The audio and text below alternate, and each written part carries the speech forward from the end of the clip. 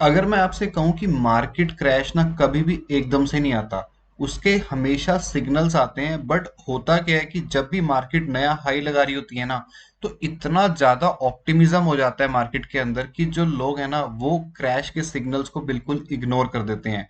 जी हाँ, और यही थीम हमारी आज की रहने वाली। हम डिस्कस करेंगे कि कैसे हम मार्केट में क्रैश के सिग्नल्स या मार्केट का टॉप नियर टॉप आइडेंटिफाई कर सकते हैं। देखिए, लास्ट वीडियो में हमने समझा था कि कोई भी स्टॉक सेफ नहीं है। हमने मार्केट की रियलिटी को समझा था, रियलिटी को रीसेट किया था और हमने अपना एक नया थॉट प्रोसेस बनाया था। अगर आपने वो वीडियो नहीं देखी है तो आप प्लीज उस वीडियो को जरूर देख के आइएगा।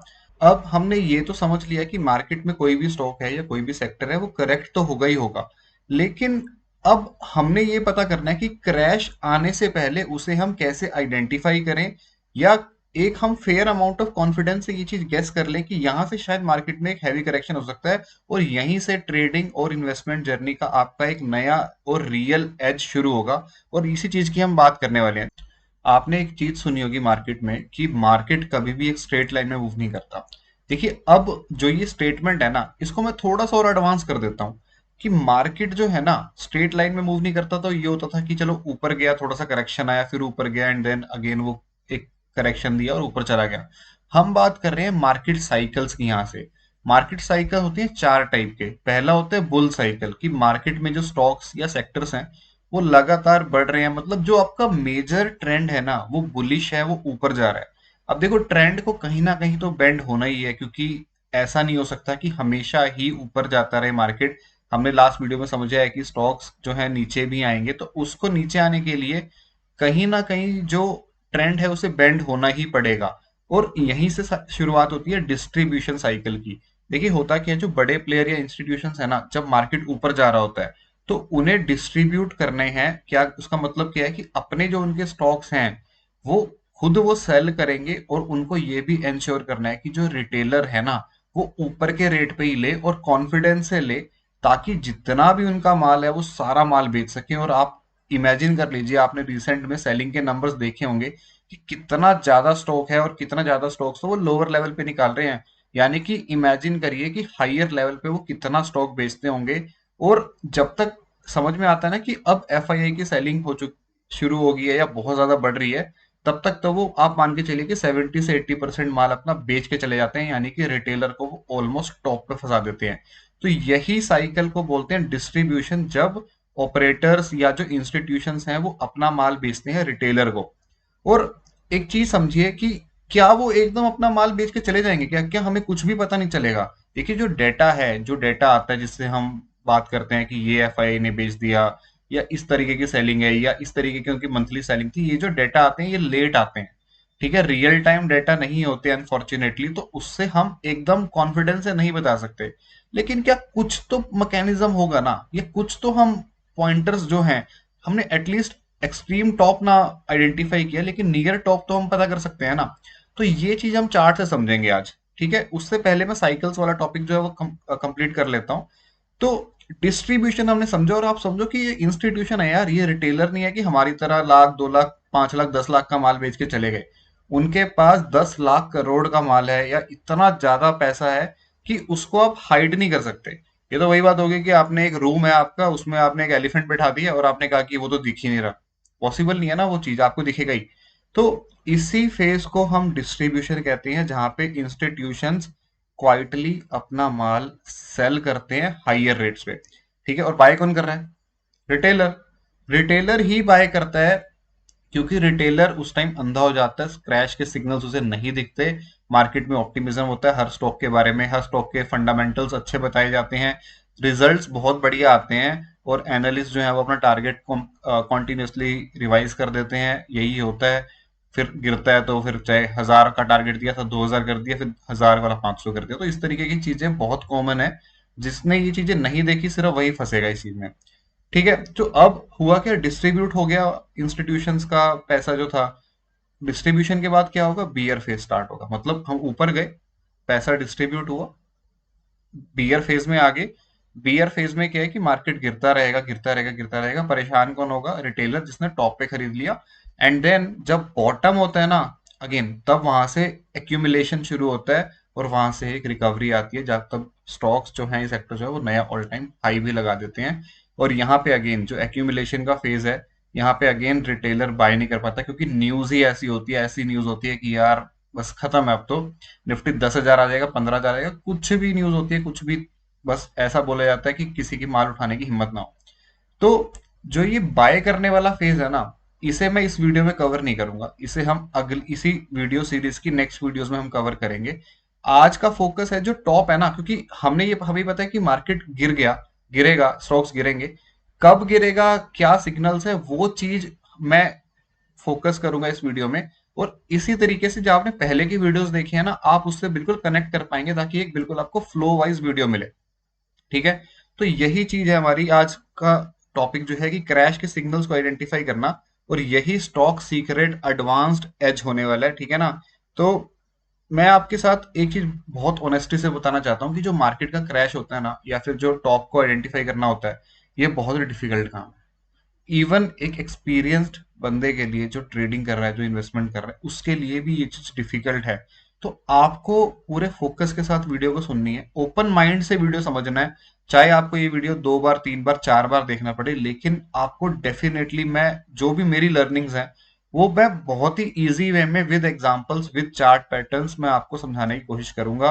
और ये चीज आपको कहीं ना कहीं समझ में आएगी, या कहीं ना कहीं आपके दिमाग में कुछ ना कुछ रजिस्टर हो जाएगा कि यार ये पैटर्न या इस तरीके की चीज मैं शायद कहीं सुन चुका हूं। तो ये एक क्रैश का सिग्नल तो नहीं है। तो यही चीज हम डिस्कस करने वाले हैं। मैं चार्ट्स पे आपको लेके चलता हूँ। ठीक है, एक काम करते हैं कि निफ्टी का चार्ट ओपन है, तो निफ्टी से ही शुरू कर लेते हैं। ठीक है, और उसके बाद हम काफी स्टॉक्स पे भी जाएंगे, तो डिस्कस करेंगे कि कैसे स्टॉक वाइज हम डिस्कस कर सकते हैं, या किस तरीके से टॉप आइडेंटिफाई करने की कोशिश कर सकते हैं। देखिए, निफ्टी का चार्ट ओपन है, और अभी हम पहले ये करते हैं कि रीसेंट वाली जो सेलिंग है, बिकॉज इसमें भी काफी स्टॉक्स हमने जो देखा था कि जो हैवी वेट्स हैं या स्मॉल कैप मिड कैप है, वो भी 50, 55, 75% तक करेक्ट हुआ। तो यहीं से शुरुआत कर लेते हैं। देखिए, जो मार्केट का टॉप बना है ना निफ्टी में, ये वाला पहले जो बना है, ये लगभग सितंबर 24 है। मैं डेली के चार्ट पे जाता हूँ, और वहां से हम आइडेंटिफाई करने की कोशिश करते हैं।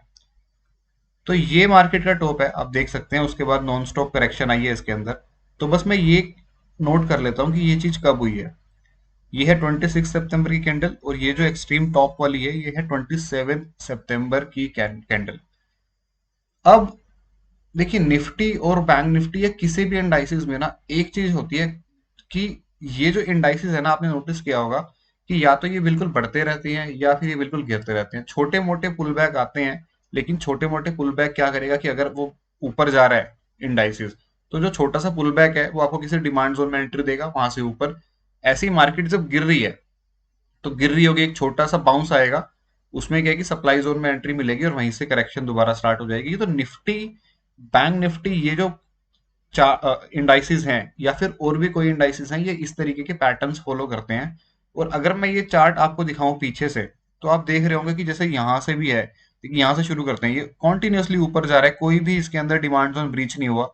एक ये छोटा सा डिमांड जोन बना, क्योंकि गैप के साथ ऊपर था, इसके अंदर एंट्री मिली, फिर ऊपर गया। कंसोलिडेशन फेज था, देखिए यहाँ पे एक डिमांड जोन बना, एंट्री मिली ऊपर।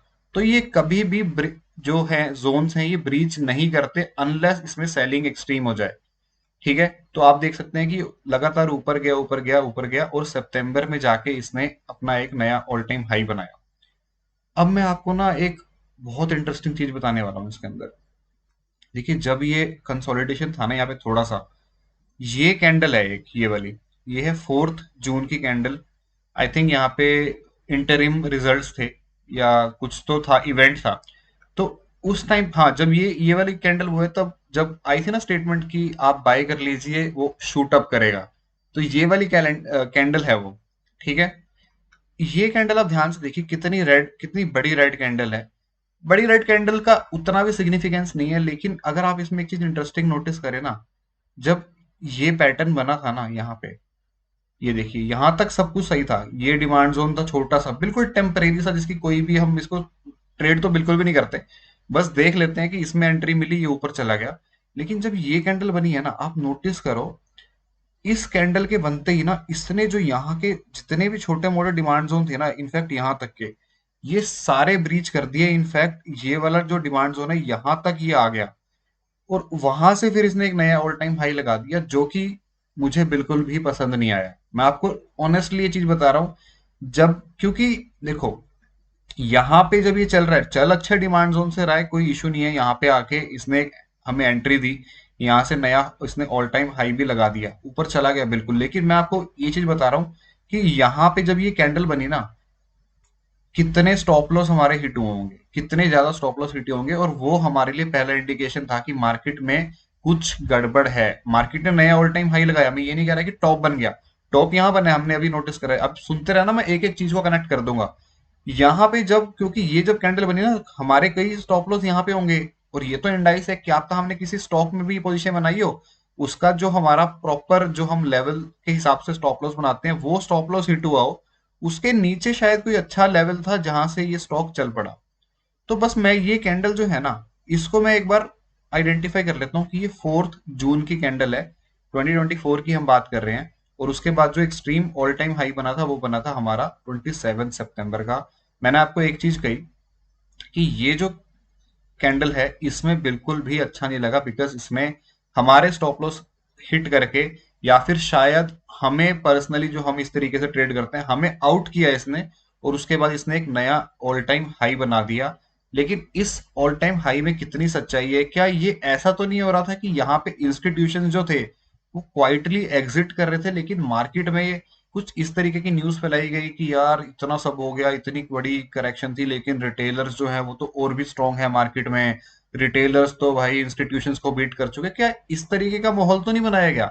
4 जून से लेके 27 सितंबर तक, यानी कि जुलाई अगस्त सितंबर, ऑलमोस्ट 3.5 पौने 4 महीने।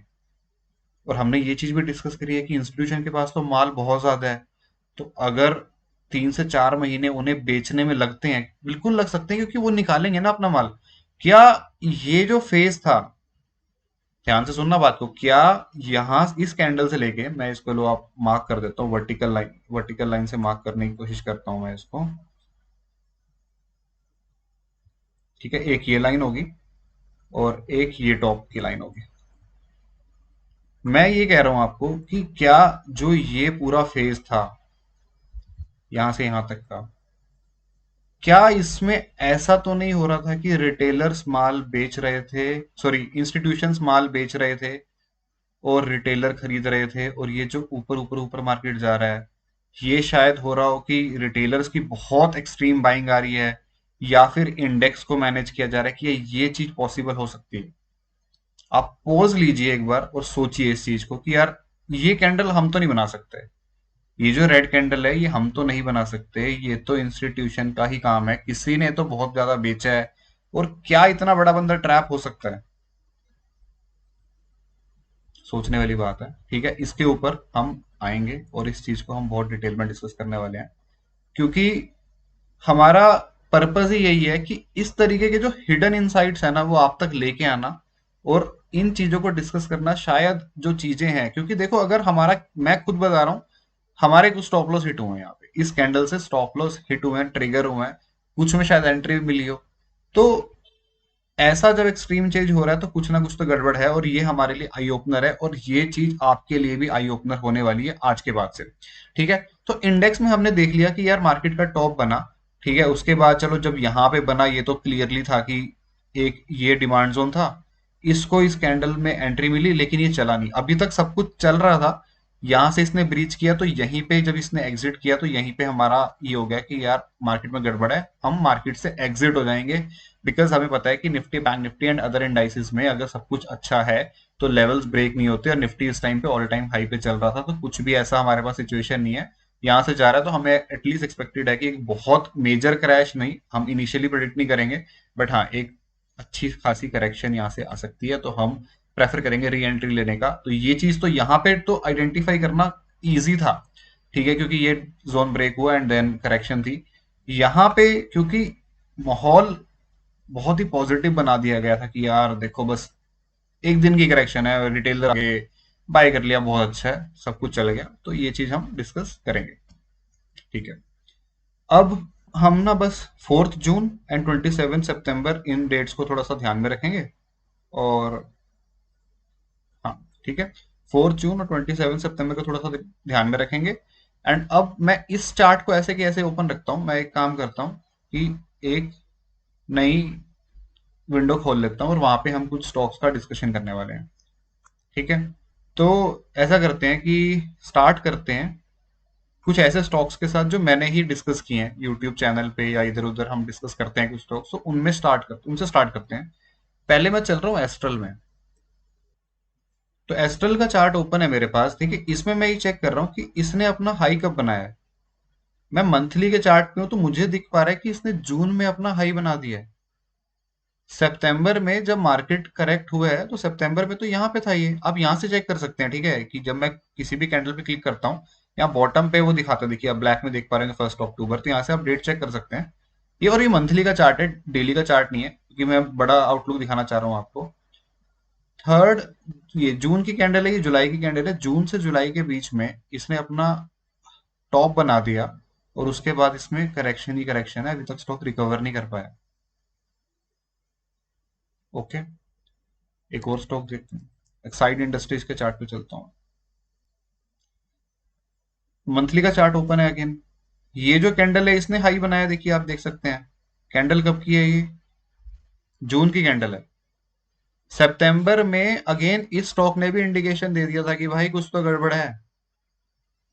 मतलब अगर आप इंडाइसेस और स्टॉक्स को आइडेंटिफाई करते हैं, उनको ट्रैक करते हैं, तो जो वो डाउट आया था ना कि यार ऐसा कैसे हो गया कि हमें बाहर कर रहा है मार्केट, ये क्या दिक्कत है भाई, इसमें कुछ तो गड़बड़ होगी ना, तो ये चार्ट भी हमें कह रहे हैं कि भाई कुछ दिक्कत है। हम अपना मार्केट नया अपना ऑल टाइम हाई लगा रहे हैं, हम नहीं लगा पा रहे। क्यों नहीं लगा पा रहे? शायद इंडेक्स मैनेज हो रहा है। क्यों नहीं लगा पा रहे? शायद रिटेलर माल खरीद रहा है। कुछ ना कुछ तो गड़बड़ है। ठीक है, कोई बात नहीं, कोई बात नहीं, और चार्ट देख लेते हैं। ठीक है, एमसीसी के चार्ट पे अगेन मंथली का चार्ट, जून और जुलाई। ठीक है, जुलाई में इसने नया ऑल टाइम हाई लगा दिया, यानी कि जब मार्केट ने वो इंडिकेशन दिया उसके 10 ट्रेडिंग सेशन के आसपास भी मार्केट टिक नहीं पा रहा। शायद किसी और ने भी ये चीज आइडेंटिफाई कर ली हो।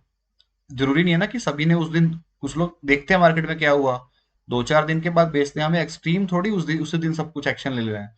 मान लो 10 स्टॉक थे हमारे, 5 हमने एग्जिट कर दिए देख के कि यार कुछ गड़बड़ लग रहा है, 5 हमें कॉन्फिडेंस आएगा 5 हम हफ्ते बाद बेच देंगे। मार्केट में तो बहुत सारे पार्टिसिपेंट्स हैं ना, लेकिन ब्रॉडर पिक्चर क्या है कि जुलाई में नया ऑल टाइम हाई इसने लगाया और वहीं से करेक्शन है, सितंबर तक ये स्टॉक भी नहीं रुका। मैं ऐसा करता हूँ, मैं इन स्टॉक्स को छोड़ के ना निफ्टी 50 के स्टॉक्स उठा लेता हूँ। ठीक है, निफ्टी 50 के स्टॉक्स उठा लेते हैं। चलते हैं अदानी एंटरप्राइजेस पे। ये चार्ट है, ये कैंडल है, जून की कैंडल है। ऑल टाइम हाई लगा, वहां से स्टॉक ऊपर नहीं आ पाया। कोई बात नहीं, अदानी पोर्ट्स देख लेते हैं।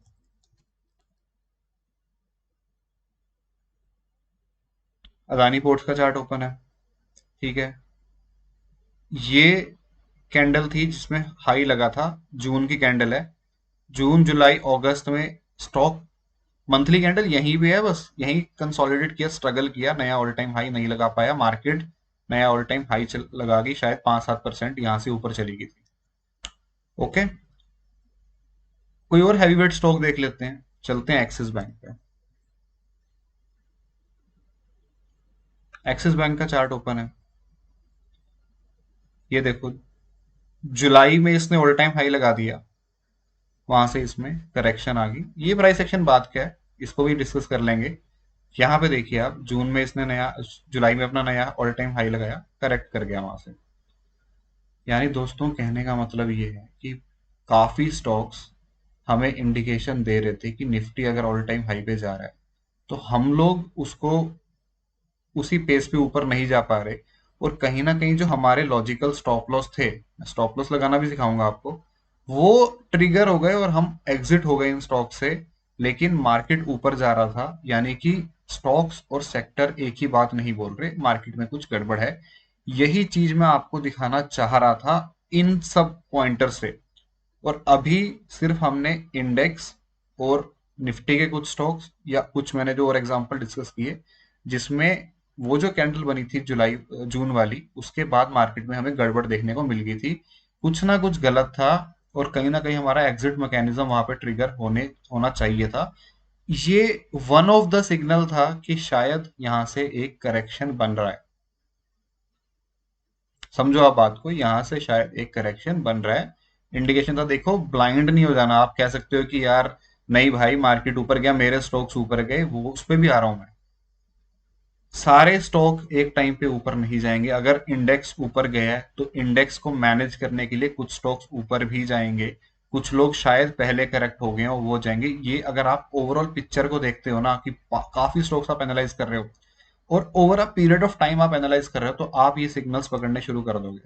या फिर आपको ये होगा कि मैं, क्योंकि मुझे कुछ गलत लग रहा है ना, मैं फ्रेश कैपिटल तो नहीं डालूंगा। जहां पे मेरा स्टॉप लॉस ट्रिगर हो रहा है मैं निकाल दूंगा। जहां पे मुझे लग रहा है कि यार ये स्टॉक था, इसका 100 पे एक सप्लाई जोन है और 120 पे एक और सप्लाई जोन था, मुझे 120 पे ही बुक करना था। लेकिन क्योंकि मुझे ना कुछ मेरे मन में नहीं है, मेरा मन थोड़ा सा अशांत हो गया है, तो मैं 100 वाले पे इसको बुक कर रहा हूँ। उसके बाद मेरे को अपने लेवल पे एंट्री मिलेगी तो मैं यहाँ पे इसको और बाय कर लूंगा। अभी मैं एक बार इससे एग्जिट हो रहा हूँ क्योंकि मेरे को प्रॉफिट आ गया। कुछ ना कुछ मैं घर पे लेके जा रहा हूँ अपने। तो ये चीज मैं आपसे, ये पहला पॉइंटर मैं आपसे डिस्कस करना चाहता था। दूसरी चीज क्या है कि कई बार क्या होता है कि जब भी मार्केट ऊपर जा रहा होता है और इस तरीके का साइन हो, अगर कोई हमारा स्टॉक सप्लाई जोन में है, जैसे अभी हमने बात करी कि 100 वाले सप्लाई जोन में था, ठीक ठाक सप्लाई जोन में अगर हमें स्टॉक दिखे तो हम उसे बुक कर लेंगे।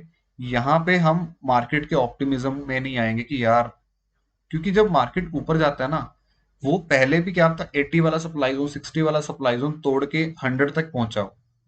तो उस टाइम यही होता है कि यार इतना अच्छा स्ट्रक्चर है, कुछ इसमें गलत लग नहीं रहा, तो 100 वाले को तोड़ के ये 120 वाले पे भी जाएगा। शायद वो नहीं जाएगा इस बार।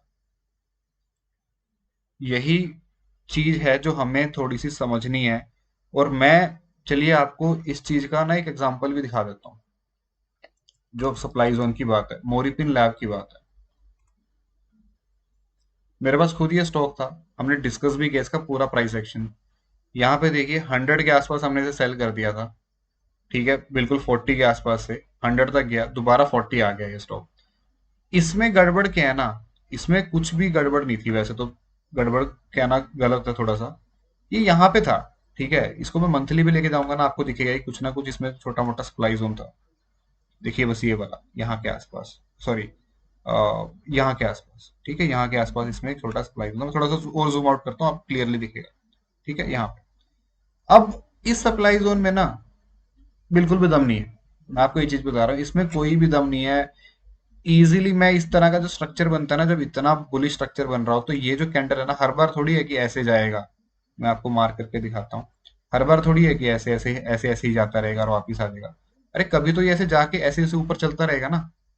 कभी तो होगा ये कि यहीं से निकल जाएगा। ऐसे बनते हैं स्ट्रक्चर।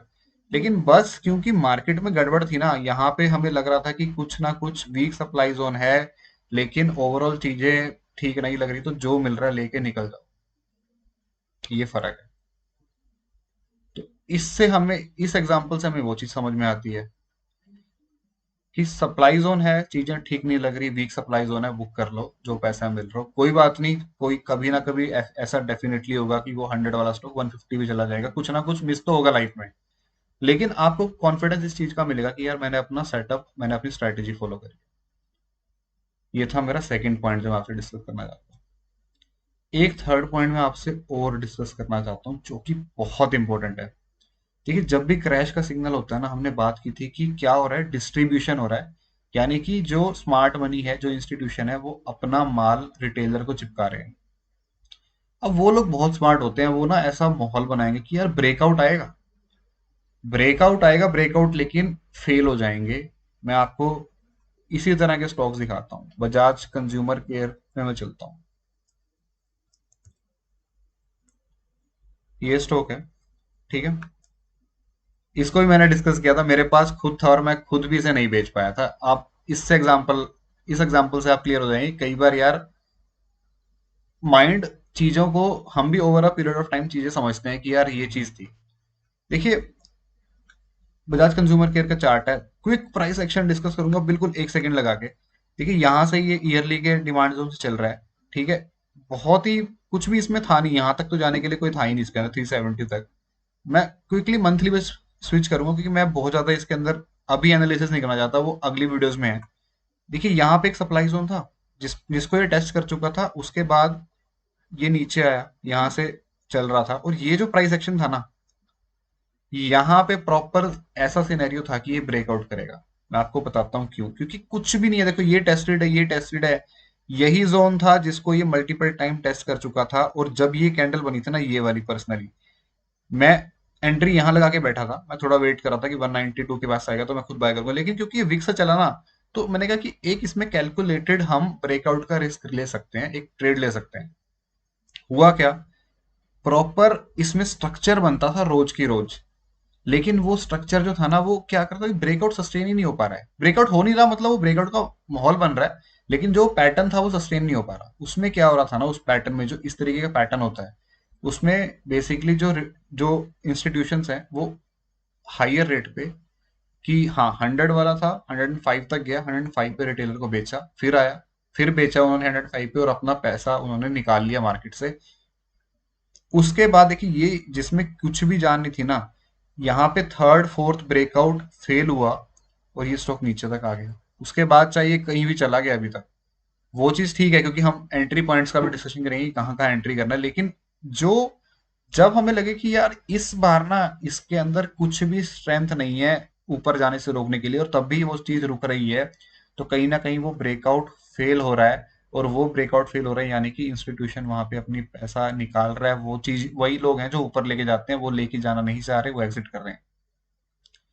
तो तीसरा पॉइंट यही है कि जब ब्रेकआउट फेल होते हुए हमें दिखे, ब्रेकआउट में जान हमें ना दिखे, तो कहीं ना कहीं वहां से पैसा निकल रहा है और वहां से करेक्शन बन सकती है। तो ये हमारा अगली लर्निंग थी, और हमने ये देखी बजाज कंज्यूमर के चार्ट से।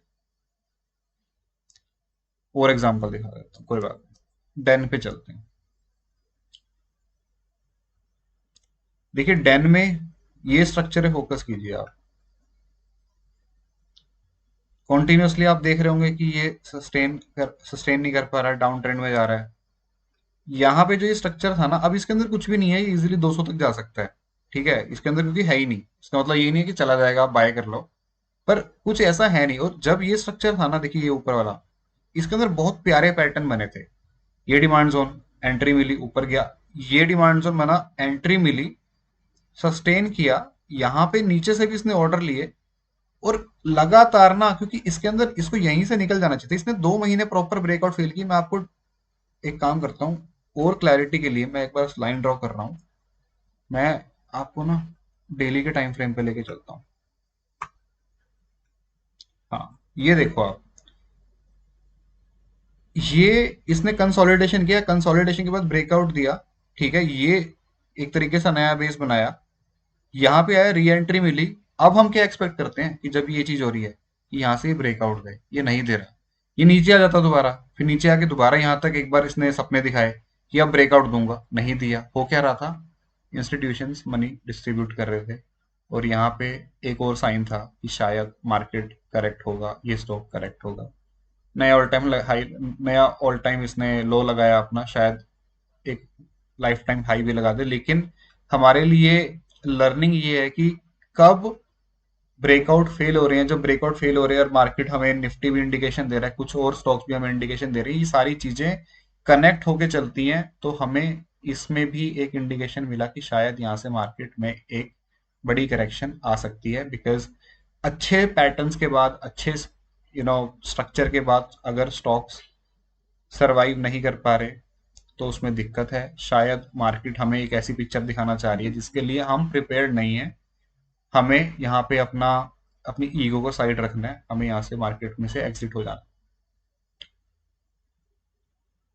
मल्टीपल टाइम्स ब्रेकआउट फेल हुआ, हम इमीडिएटली हम बाइंग करना तो वहां छोड़ ही देंगे, नया पैसा तो डालना ही नहीं, क्योंकि मन में डाउट आ गया। और जहां से निकल सकते हैं, जहां से हम एग्जिट हो सकते हैं, जहां हमारा स्टॉप लॉस ट्रिगर हो रहा है, वहां पे हम एग्जिट हो जाएंगे।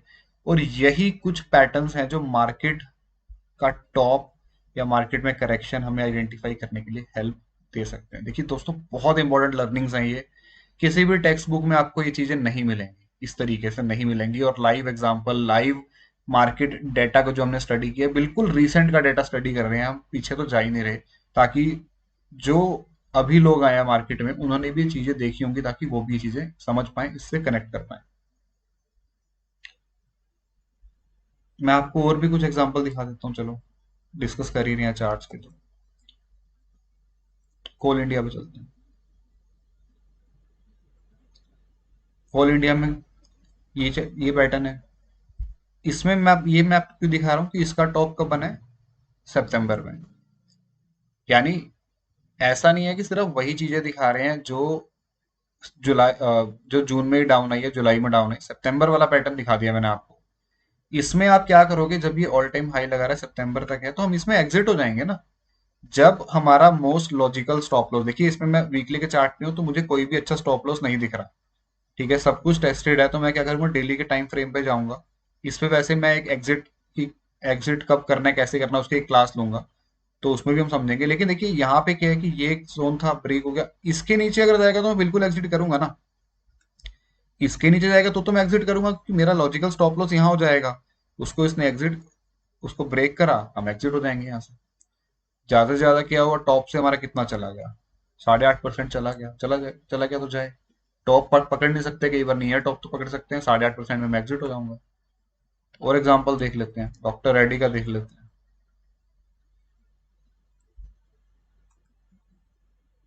क्या हो रहा है, देखिए इसमें भी सितंबर में टॉप बना है। वीकली भी जाता हूँ, कोई है क्या स्टॉप लॉस मेरे पास अच्छा सा?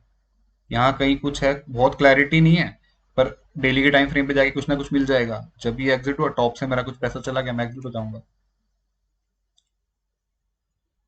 यही कुछ स्टॉक्स है ना कुछ तो ऊपर जाएगा ना सितंबर तक।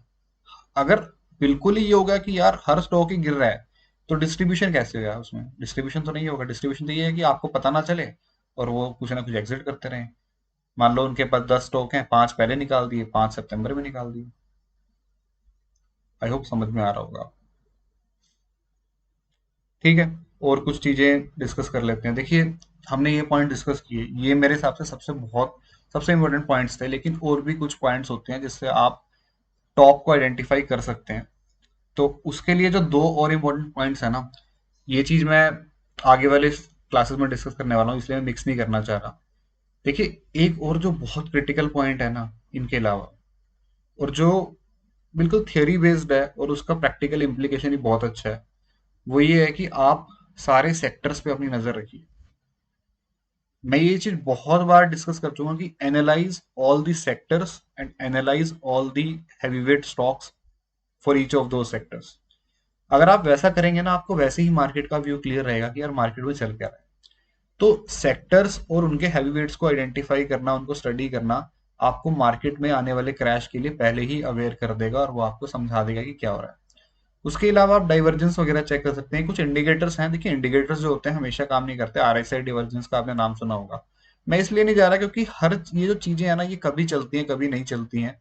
और अगर मैं इनकम्प्लीट तरीके से आपको समझाऊंगा ना कि ये डाइवर्जेंस कब चलेगा कब नहीं चलेगा, तो आप कंफ्यूज हो जाओगे। इसको बस आप ये मान के चलिए कि डाइवर्जेंस अगर हमें देखने को मिलता है, तो कई बार उससे भी हमें मार्केट के करेक्शन का आइडेंटिफाई हम कर सकते हैं। और जब आपको लगे मन में डाउट आ ही गया कि यार शायद चीजें खराब है, तो कोई हर्ज नहीं होता अगर हम बाकी ग्लोबल मार्केट्स को भी स्टडी कर ले। वैसे मैं बिल्कुल भी सलाह नहीं दूंगा आपको स्टडी करने की, ओवर एनालिसिस करने की बिल्कुल जरूरत नहीं है।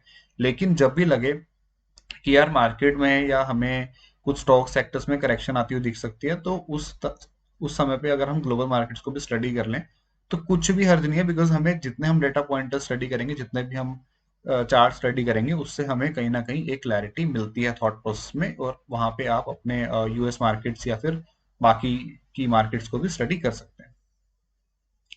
तो मार्केट क्रैश के पॉइंट ऑफ व्यू से तो कुछ ये पैटर्न्स थे या ये कुछ डेटा पॉइंट्स थे जो मैं डिस्कस करना चाहता था। देखिए आपने समझ ही लिया होगा कि मार्केट जो है इमोशंस की मशीन है, specially for a retailer. Top पे ग्रीड बहुत ज्यादा होता है और बॉटम पे फियर बहुत ज्यादा होता है। तो बस यही एक क्लासिक ट्रैप है जिससे चल रहा है। बस होता क्या है कि ये चीजें हमें बता दी जाती हैं, लेकिन प्रैक्टिकली उसे कैसे एनालाइज करना है, कैसे उन चीजों पे काम करना है, वो चीज डिस्कस नहीं होती।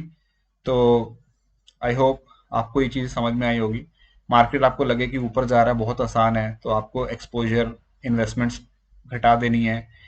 हर जगह पैनिक लगे तो शायद हम वहां पे प्रिपेयर हो जाएं, उस पर रिएक्ट ना करें। तो यही चीजें थी, इसीलिए आपको अगर याद हो कि फर्स्ट वीडियो में जो हमने डिस्कस किया था कि from a victim to a survivor, second step survivor का था ना, तो यहाँ पे हमारा सर्वाइवर वाले स्टेप पे हम पहुंच चुके हैं आज थर्ड वीडियो के अंदर।